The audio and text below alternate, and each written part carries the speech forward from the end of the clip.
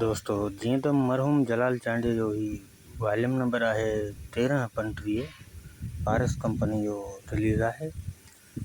ही एल्बम 1991 में रिलीज़ है। असां इन तारीख़ जो हवालो इन सां ॾियूं था जो अख़बार में असां फोटू ॾिठो आहे बिल्कुलु।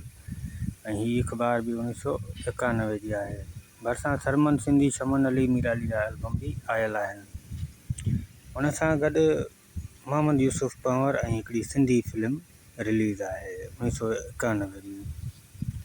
उन सां गॾु गॾु तव्हांखे ॿुधाईंदा हलूं त जलाल चांडे जो ही तमामु बहितरीन एल्बम है ऐं सुठो एल्बम है।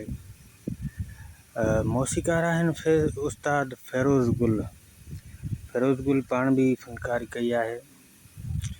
हन एल्बम जो टाइटल है उथी भाकुर पायूं जानियड़ा।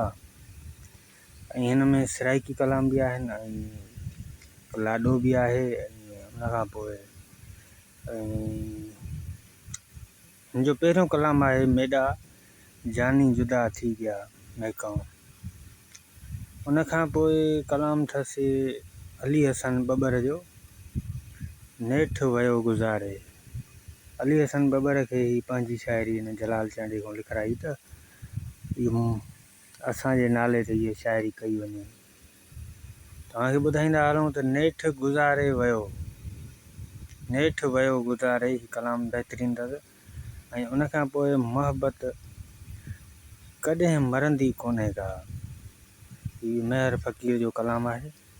मेहर फ़कीर पुराणो शायर है, तमामु बहितरीन ऐं पुराणो शायर है। ही टे कलाम जेके आहिनि ये तमामु वॾा कलाम आहिनि, 10-11 मिंट जा कलाम आहिनि। उन खां पोइ आहे ॿिए पासे में आहे हिकिड़ो सहरो आहे।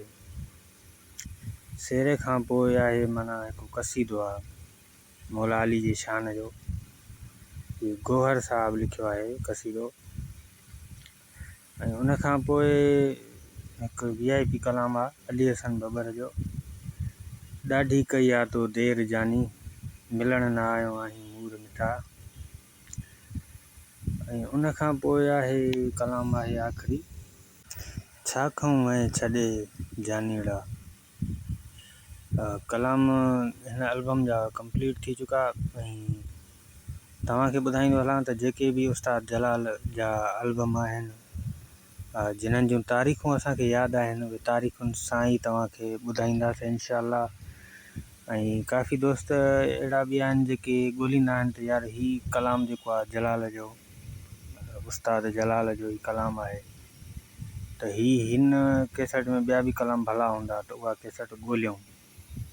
तो ख़ासि इन्ही प्रोग्राम में शामिल कंदासीं उन्हनि माण्हुनि खे ऐं उन्हनि माण्हुनि जे लाइ ही वीडियो ठहे थी पई। ऐं जेके भी उस्ताद जलाल जा एल्बम आहिनि उन्हनि सभिनी जी डिटेल तव्हांखे ज़रूरु ॾींदासीं। 300 खां वधीक एल्बम आहिनि जलाल जा जेके इंशाअल्लाह सभई वाइवाज़ करे तव्हां सभिनी दोस्तनि खे ॿुधाईंदासीं त ही एल्बम हिन ॾींहं हिन साल में आयो है। हिन एल्बम में कहिड़ा कहिड़ा कलाम आहिनि, कहिड़ा मशहूर कलाम आहिनि। ऐं ॿियो तव्हांखे ॿुधाईंदासीं त उस्ताद जलाल जा केतिरा शागिर्द आहिनि उन्हनि जा एल्बम भी तव्हांखे ॿुधाईंदासीं।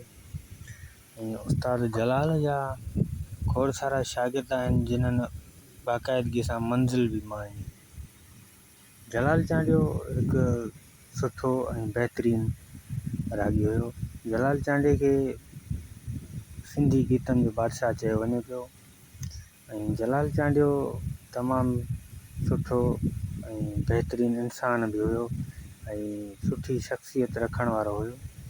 ऐं जलाल चांडियो तव्हांखे ॿुधायां त हिन वक़्तु जलाल चांडे जी उताद भी आहे जेके हुननि जा पुट हलाइनि पिया त हिन वक़्तु भी उहा सखावत उहा मोहब्बत आहे उन्हनि माण्हुनि में सिर्फ़ु जलाल चांडे जे करे। हाणे जलाल चांडियो केतिरो सखी दिलि हुयो उहा त उन्हनि खे ई ख़बर जेके उन्हनि सां मिलिया उन्हनि जीअरे ई। त दोस्तो वीडियो सुठो लॻो हुजे लाइक कर।